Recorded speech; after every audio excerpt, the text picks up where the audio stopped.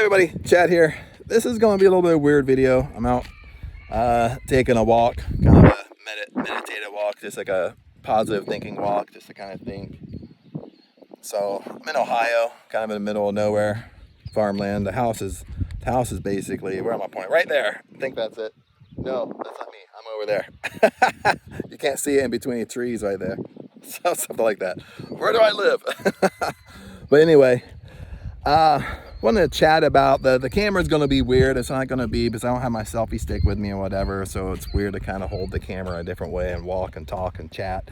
This is going to be longer than a little YouTube short. So, but one of the things that I kind of made a YouTube short on, and I will try to post it here, which is you really can get the same thing out of this video.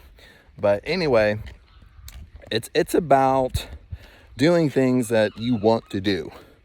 Okay.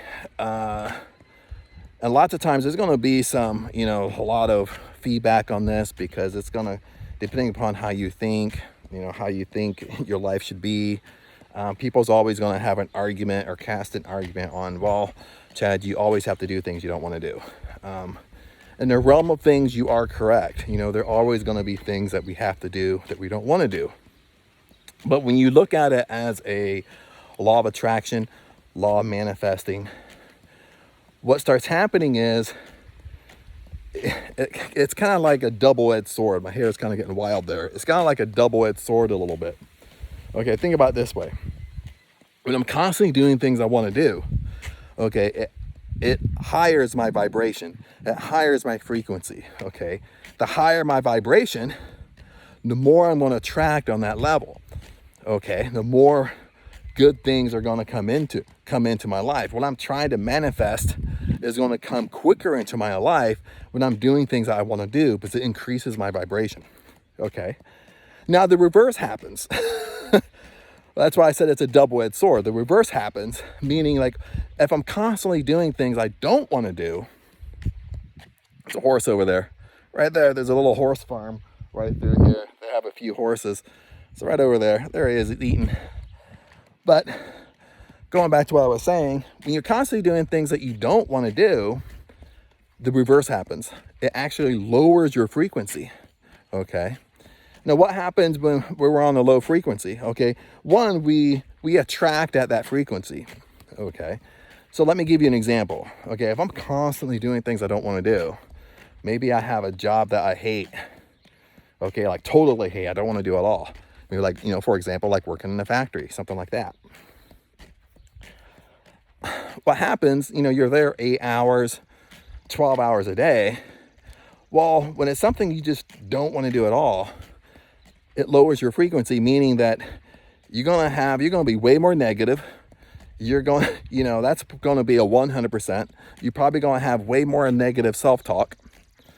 Okay. Your outlook on life is going to be more negative during that time frame of you're in that lower frequency. Maybe you hate life. You don't know why you have to do this, so forth and so forth. So that's why I'm saying you're going to attract at that level. Okay.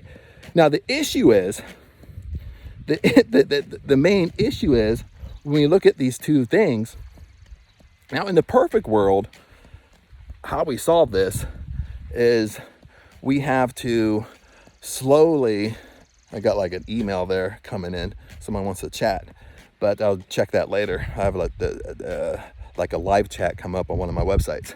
But anyway, what we want to do is we want to try to slowly eliminate things that we don't want to do. Okay, like if for example, if I hate grocery shopping, it doesn't bring me joy at all. Okay, it feels like it sucks the life out of me. Well then, can I have someone else grocery shop that loves the grocery shop? You know what I mean? Or can I get it DoorDashed or get it delivered, or can I work it out somehow but I don't have to do it? That way I'm kind of focusing my time on doing things that Chad wants to do. That's going to higher my frequency. So we slowly eliminate things. We're not going to be able to eliminate everything, but we slowly eliminate things that can kind of be within our budget. Okay. Or maybe you're married, you have kids, maybe you can start delegating certain things because people have different skills, people have different things they love to do. So maybe you can move things around where somebody else is doing it, but that's what they enjoy doing. Okay. But I think the main negative with it, where we have to kind of be aware of, is that how long are we in these states? Makes sense? Like, you know, like if you know, some of you that keep up with me, keep up with my videos and stuff like that, I'm in Ohio right now. Paraphrase really quick. I'm in Ohio, okay, and visiting family, my mom, my sister, and all that jazz. I lived in Thailand for a year, lived in Los Angeles for about 20 years, but I'm going back in Thailand in November. So in a few months, I'm going back to Thailand. So since I've been here, and I, worked at a factory like on and off since I've been here, or different factories and stuff like that. I never worked in the factories before. And if I was 100% honest, I hate it. Like once you walk in there, it just sucks the life out of me. Seriously.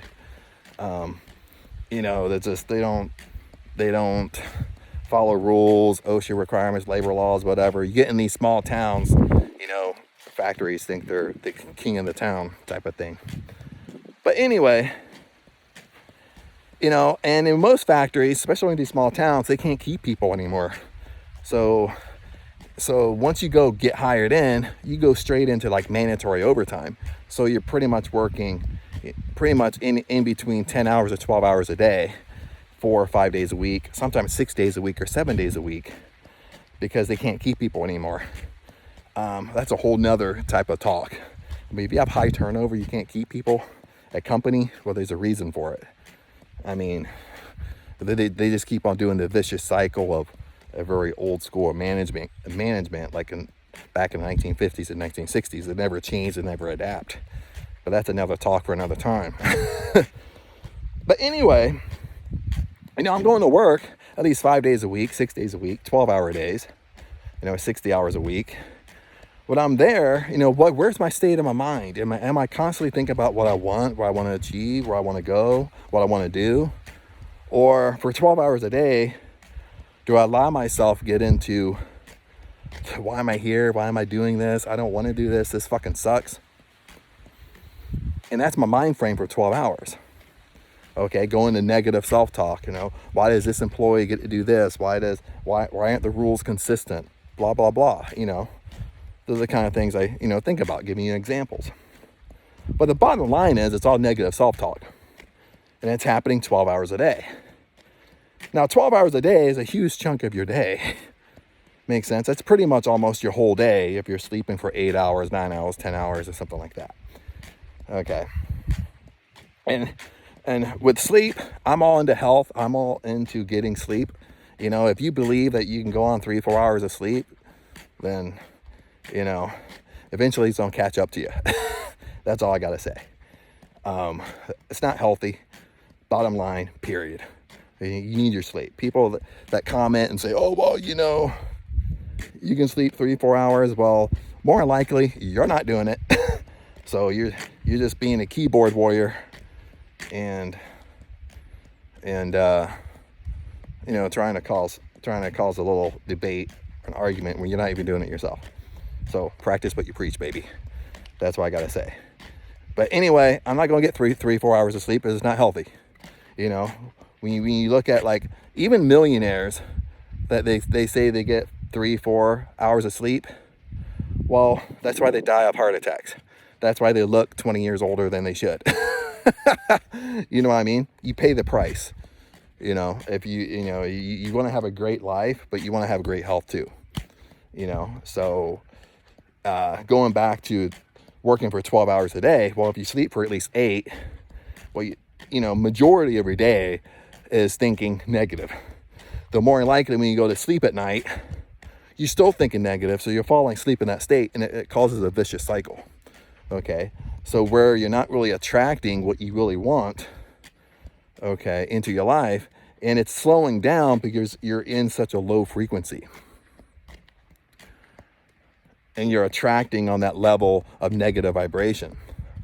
Okay, so that's one of the things. What is really the big corporate. There's a lot of little things that we're doing that's the reason why we're not manifesting what we want. But I think this is one of the main things, because it's really about what. I stopped walking here for a second. It's really about, what am I thinking all day long? What vibration am I in? What are my emotions? What am I feeling? Okay, and that's what we're going to attract. You always hear this saying, you don't attract what you want, you actually attract who you are. Okay, that's what I mean by this. Okay, I can want all this stuff, but I attract who I am. Okay, and for 12 hours a day, I'm constantly thinking negative, constantly thinking why I work here, constantly thinking why this employee this it sucks here, whatever. Okay, eventually that rolls over into who I am. Okay, that's the feeling I'm putting out all day long. Okay, and that's what we have to be aware of. With the personal development, law of attraction, law of manifesting, it's all about being self-aware. Okay, it's not until you're aware of you're doing it until you can fix it and do something about it. You know what I mean? Nobody's perfect. I'm not perfect. I have a little rain cloud right there. I get into like little ruts. I get off track in something that throws off my morning routine. It could throw it off for a couple months, and I start kind of feeling, I'm thinking more negative. I'm thinking, it's all like a little roller coaster.